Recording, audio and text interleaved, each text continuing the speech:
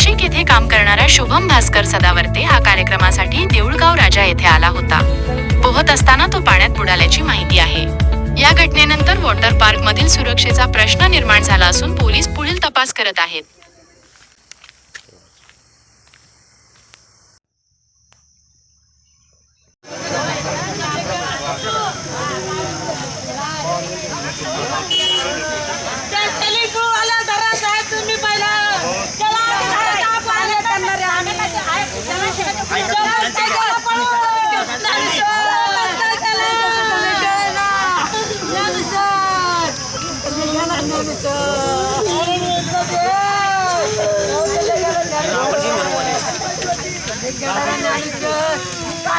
देऊळगाव राजा ह्या ठिकाणी 1 किलोमीटर अंतरावर स्विमिंग पूल आहे.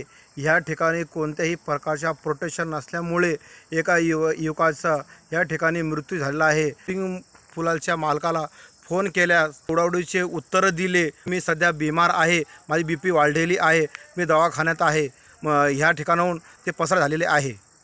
बुलढाणा लाईव्हसाठी दयासिंग बावरे, बुलढाणा.